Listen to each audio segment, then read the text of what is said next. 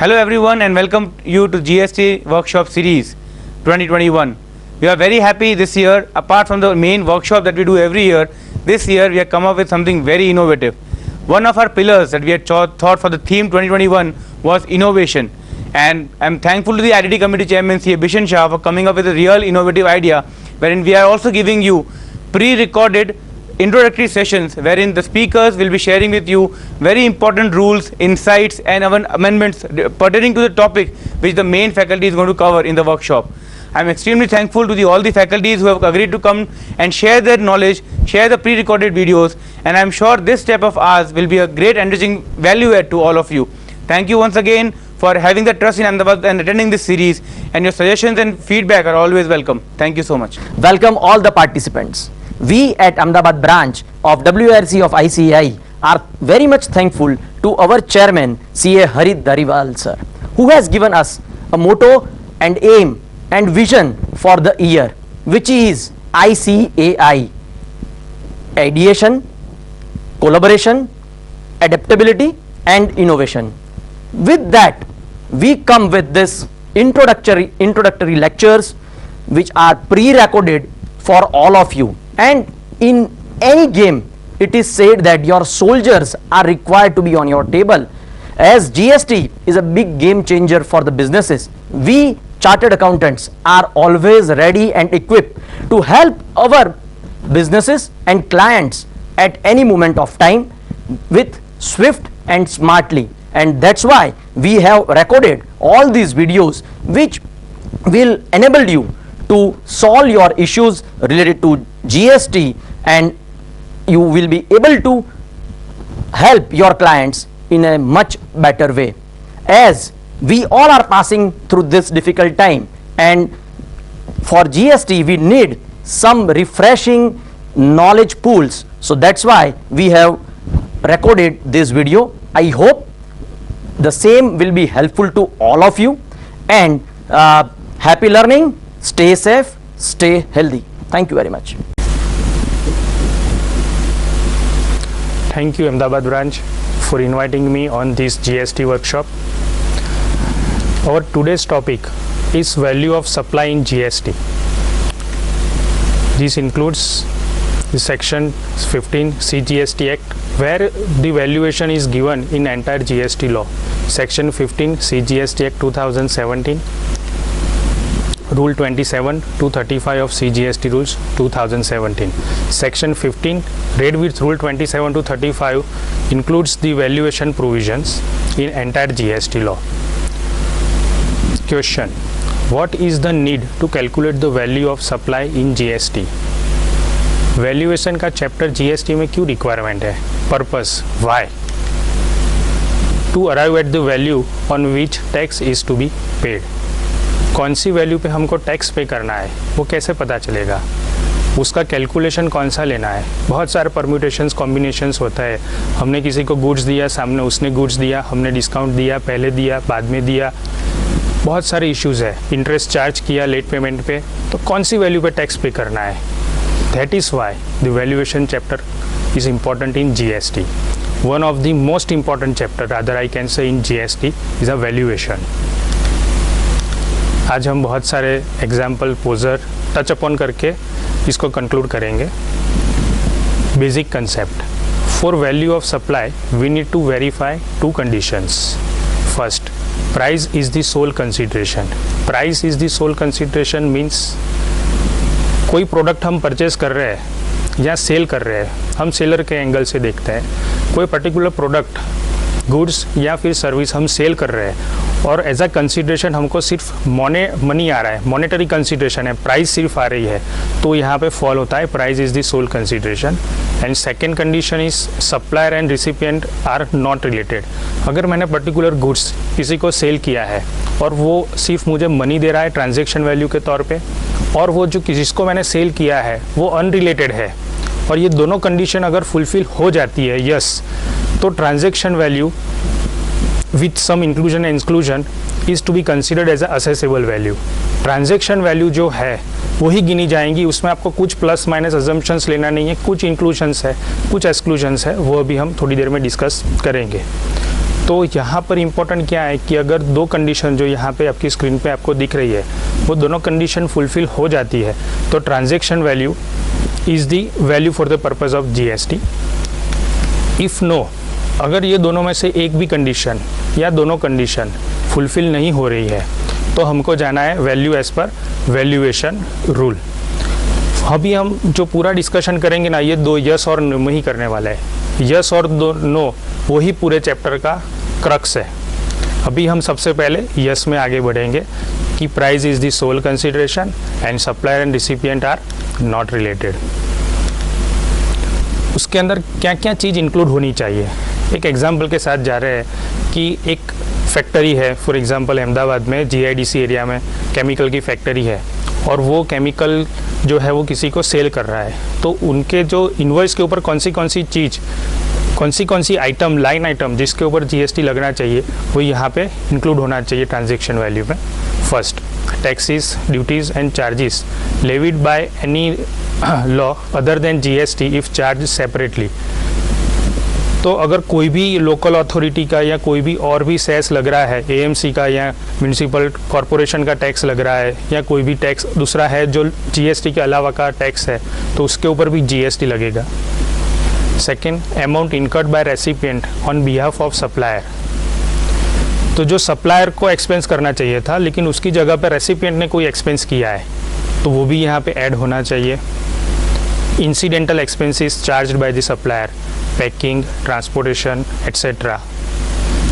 तो जनरली ऐसा होता है कि प्रोडक्ट की वैल्यू 5 लाख होती है लेकिन उसके साथ उसका cost, insurance, loading, unloading, freight etcetera काफ़ी सारे ऐसे होते हैं लाइन आइटम अलग अलग जो इन्वॉइस पे ऐड किए जाते हैं।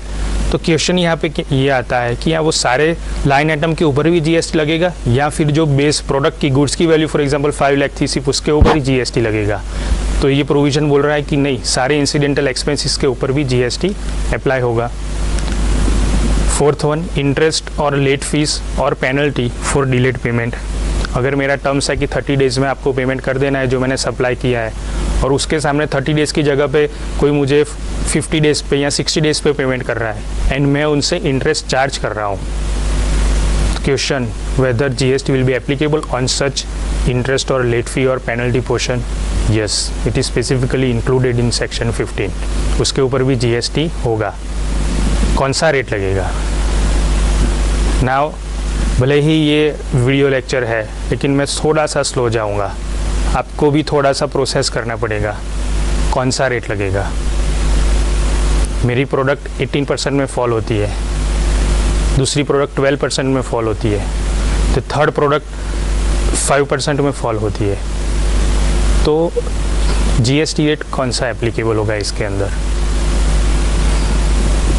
आप प्रोडक्ट के ऊपर चार्ज करते हो उसी प्रोडक्ट में वो क्लब हो जाएगा। फॉर एग्जांपल आप 18% के गुड्स में डील कर रहे हो और उसके 18% के पेमेंट के अगेंस्ट में पेमेंट आपको लेट मिल रहा है और आप इंटरेस्ट चार्ज कर रहे हो तो वो इंटरेस्ट के ऊपर आपको 18% पे करना है। इफ़ योर गुड्स, प्रोडक्ट और commodity falls in 5% HSN then interest के ऊपर 5% GST लगेगा। Subsidies directly linked to price excluding subsidies provided by central government and state government। तो सब्सिडी भी हमारे पास, मैंने कुछ सेल किया और बाद में सब्सिडी मुझे मिल रही है और वो central government and state government के अलावा और कोई जगह से आ रही है तो वो भी मुझे ट्रांजैक्शन वैल्यू के अंदर ऐड करना है। तो ये सारे हमने देखे इंक्लूजन्स जो ट्रांजैक्शन वैल्यू में ऐड होते हैं। Now coming to the exclusion part, if discount is given before और at the time of supply and recorded on invoice. मैंने इनवॉइस बनाया 10 लाख का और उसमें से मैंने 20,000 डिस्काउंट दिया और 9,80,000 मेरी इनवॉइस की वैल्यू बन रही है, तो वो 20,000 है वो मुझे एक्सक्लूड कर देना है।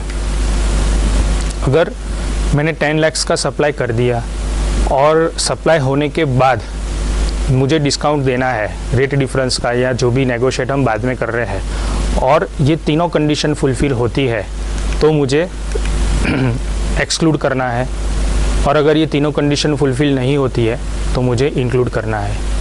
कौन सी कंडीशन से हम टर्न बाय टर्न देखते हैं। First, discount entered in terms of agreement before और at the time of supply. जब मैंने सप्लाई किया था उस वक्त या उससे पहले मैंने कुछ एग्रीमेंट किया था कि अगर इतना टारगेट अचीव होगा या एट्सेट्रा मल्टीपल रीजंस होते हैं तो हम आपको डिस्काउंट देंगे। तो वो जो डिस्काउंट बनता है उसके लिए क्रेडिट नोट इशू की जाती है, तो वो अलाउड है, उसके ऊपर जीएसटी नहीं लगेगा। आपने 10 लाख का गुड्स सेल किया था और आपने फिर 50,000 का डिस्काउंट बाद में दिया, तो वो जो क्रेडिट नोट आप दोगे, डिस्काउंट देंगे, वो भी आप विथ जीएसटी दे सकते हो और आपको इफेक्टिवली 9,50,000 के ऊपर ही जीएसटी पे करना है।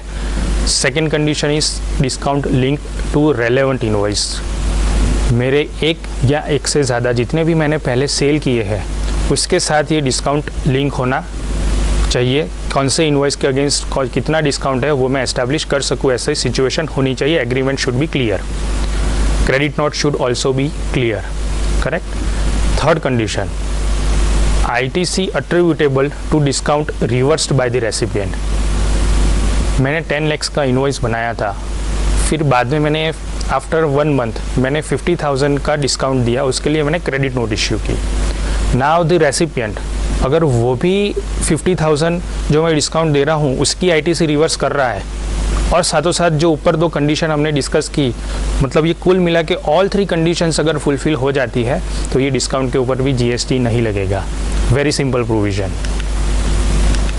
Next exclusion, reimbursement as a pure agent. ये अलग से वैल्यूएशन रूल में दिया है, रूल 33, बहुत इंपॉर्टेंट है ये। इसी में जनरली ऑडिट में पैरास निकलते हैं, इसको हम थोड़ा स्लोली देखेंगे with examples. If all 3 conditions satisfied then exclude, otherwise include. Now condition number 1, हम एक एग्जांपल के साथ मैं पहले एक क्वेश्चन क्रिएट कर रहा हूँ। Meet Jadawala, chartered accountant from Ahmedabad, having 1 client at Mumbai, और मैं वो क्लाइंट का जीएसटी का ऑडिट करता हूँ और उसके कनेक्शन में हम ये एग्जांपल और कंडीशंस को देखेंगे। Supplier acts as a pure agent of recipient when he makes the payment to third party on authorization of third person। मेरे जो क्लाइंट्स मुंबई में है, मैंने उनका असाइनमेंट जीएसटी का लिया, उससे पहले मैंने उनको बोला था कि मुझे साल में 2 बार मुंबई आना पड़ेगा आपका ऑडिट करने के लिए। जो भी मेरा टू एंड फ्रो एक्सपेंस होगा वो आप मुझे दोगे apart from my regular audit fee, over and above my audit fee. Second, मेरा जितना भी अकोमोडेशन होगा उसका भी चार्ज आप मुझे रिकवर करोगे। तो अब यहाँ पे सप्लायर कौन है? Supplier is Meet Jadawala, chartered accountant, acts as a pure agent of recipient. Who is recipient? Recipient is my client situated in Mumbai. When he makes the payment to third party, मैं अगर एरोप्लेन एजेंसी को, मैं Airways की कोई ticket book करवा रहा हूँ, train की टिकट बुक करवा रहा हूँ, या फिर महाराष्ट्र में ताज में मैंने रूम बुक किया है, to third party on authorisation of recipient. Recipient जो मेरे क्लाइंट है, सर्विस रेसिपिएंट, उन्होंने मुझे ऑथोराइज किया था कि yes you once incur the expenditure on your behalf, then you take the reimbursement with your invoice. तो ये सिचुएशन यहाँ पे क्लियर हो रही है कि मैं महाराष्ट्र में ताज रिसोर्ट में, होटल में मैं रूम बुक करवा रहा हूँ for the purpose of my recipient client. Second, payment made by pure agent on behalf of recipient is separately mentioned in the invoice issued by pure agent। मेरी 1 लाख में GST audit की fees charge कर रहा हूँ और उसमें से मैं 20,000 रूम चार्जेस अलग से चार्ज कर रहा हूँ, तो मुझे 1,20,000 का इन्वॉइस नहीं बनाना है, मुझे 1 lakh plus 20,000 separate line item मुझे इन्वॉइस में शो करनी है। Third, supplies procured by pure agent from third party. Third party कौन है? ताज hotel as a pure agent of recipient are in addition to the service he supplies on his own account। तो यहाँ पर क्या हो रहा है? तो थर्ड कंडीशन ऐसा है कि supplies procured by pure agent, supplies procured by Meet Jadawala from third party from Taj hotel as a pure agent of recipient, who is recipient my client situated in Mumbai, are in addition to the service he supplies on his own account। मैं मेरा 1 लाख का invoice जो charge कर रहा हूँ over and above ये होना चाहिए। तो अगर ये सारी all 3 conditions gets fulfilled then and then only मैं प्योर एजेंट के हिसाब से ये इसके ऊपर जीएसटी बिना चार्ज करे इन्वॉइस रेज कर सकता हूँ।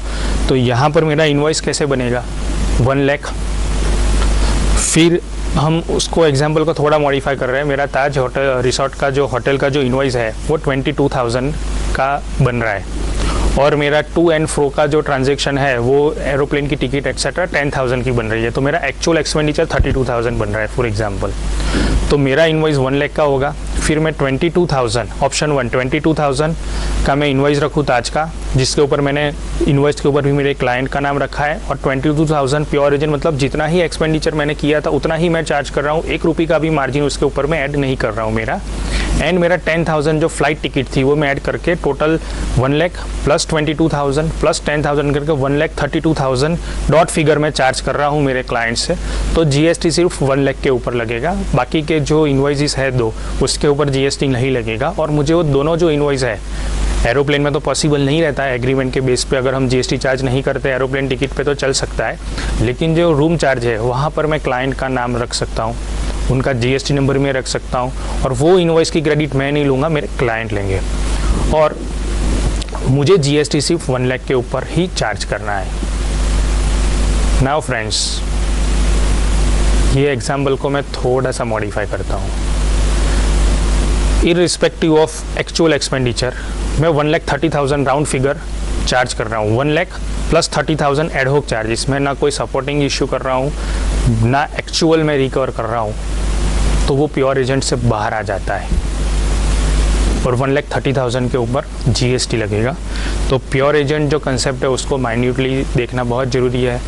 बहुत जगह पे कंडीशंस फुलफिल नहीं होती है, फिर भी लोग रीइंबर्समेंट क्लेम कर रहे हैं। तो जहाँ भी रीइंबर्समेंट के ऊपर जीएसटी नहीं लगता है, तब रूल 33 को माइन्यूटली ऑब्जर्व करके उसकी सारी कंडीशंस क्या फुलफिल हो रही है या नहीं हो रही है, as a chartered accountant we all must deeply verify. Examples हमने ऑलरेडी देख लिया। नेक्स्ट,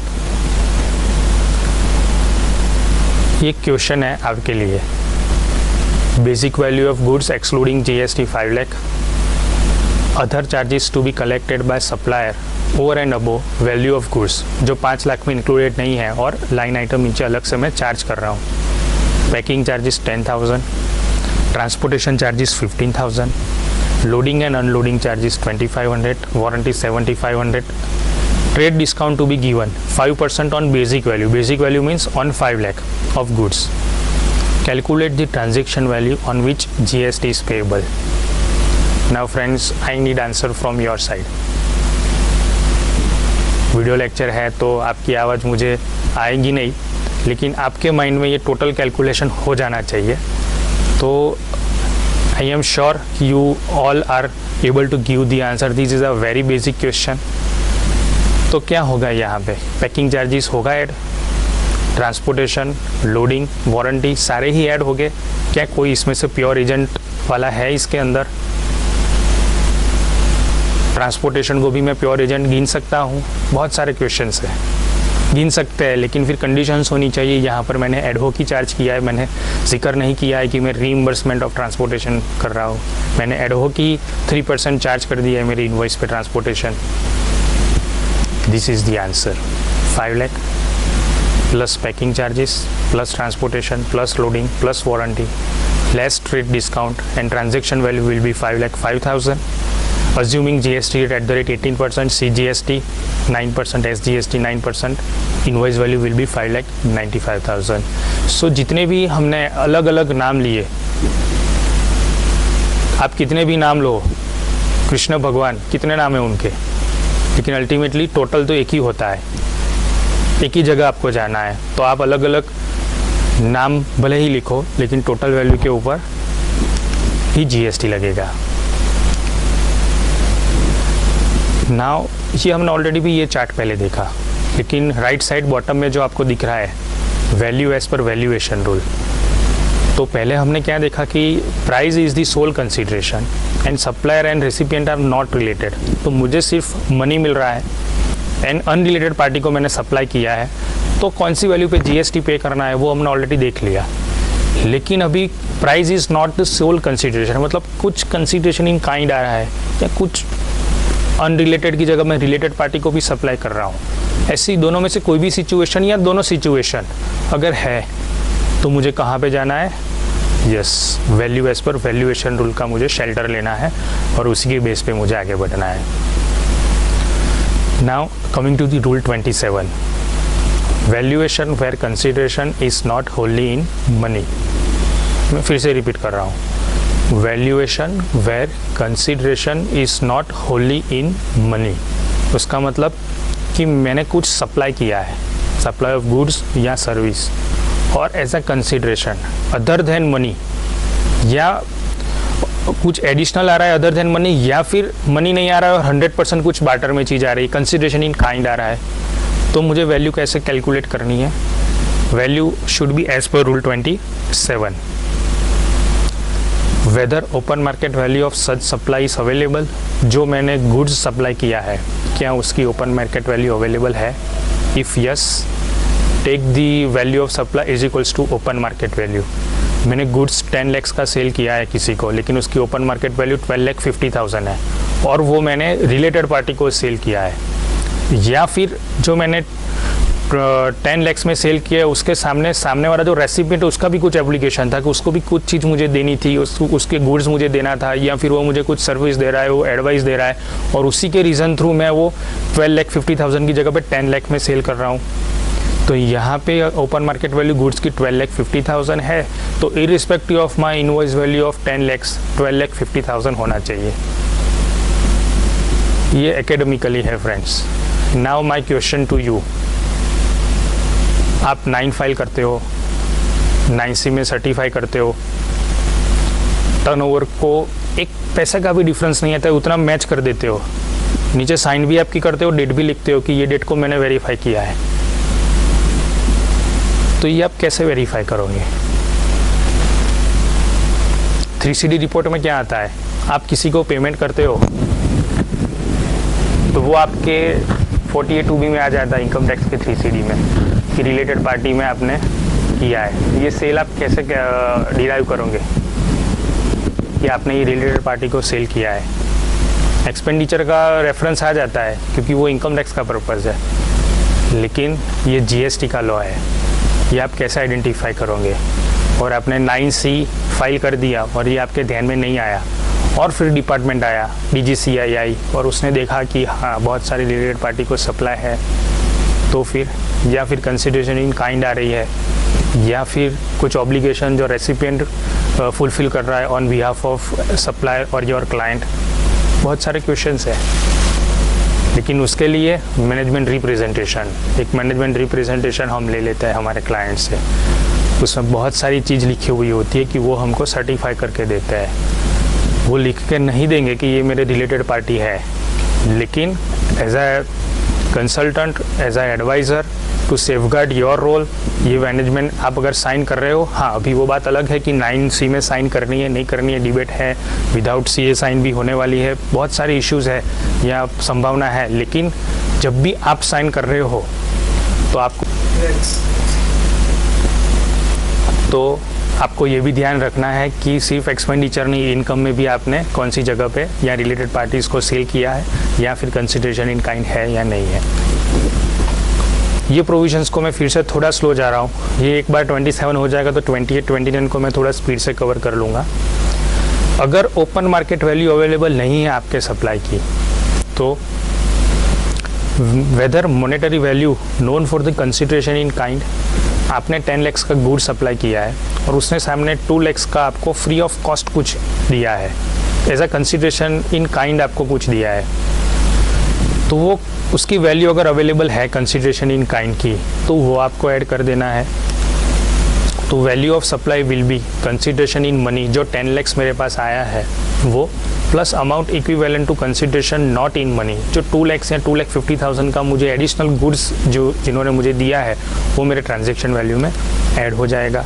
अगर ये भी अवेलेबल नहीं है, value of consideration in kind is also not available, then whether the value of supply of like kind and quality available, exact product नहीं लेकिन उसके सिमिलर कुछ गुड्स की वैल्यू अवेलेबल है, अगर है तो value of supply will B value of like kind and quality.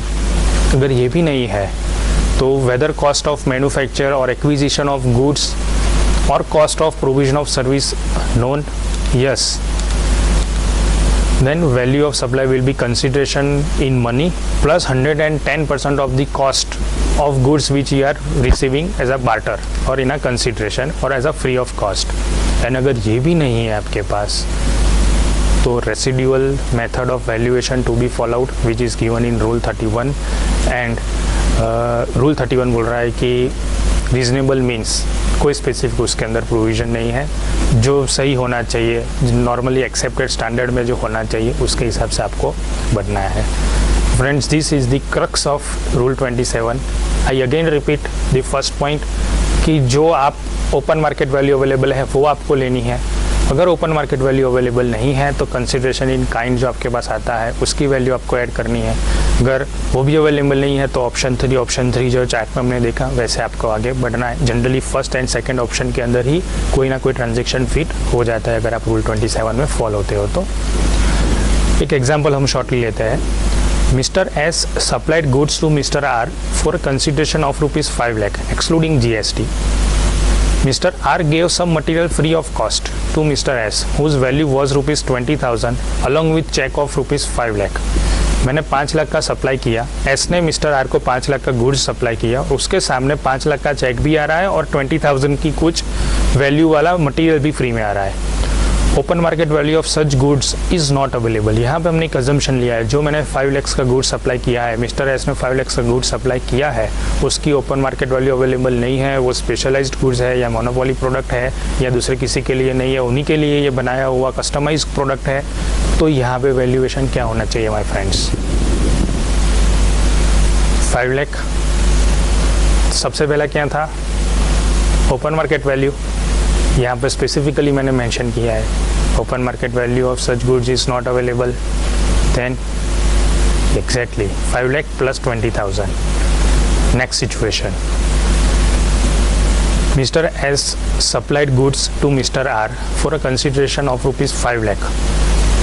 Mister R gave some material to mister S as a consideration whose value was ₹20,000.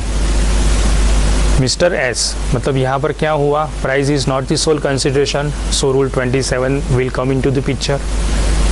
Third point, mister S supplied same goods to another person at ₹5,10,000. Same goods मतलब open market value available है, किसी और को भी cell किया है, arms length price बोल सकते हैं हम जिसको. तो यहाँ पर मुझे 5,20,000 लेना है या 5,10,000? This is the question. Yes, 520 और 510.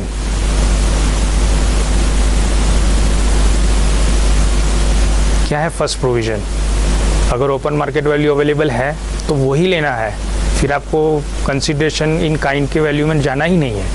अगर ओपन मार्केट वैल्यू अवेलेबल नहीं है देन आपको सेकंड पॉइंट पे जाना है जहाँ पे 5,20,000 हो सकता है. लेकिन in this situation, in situation number 2, open market value is available and hence the transaction value will be 5,10,000 and not 5,20,000. Clear? Third situation, Mr. S supplied goods to Mr. R for a consideration of ₹5 lakh.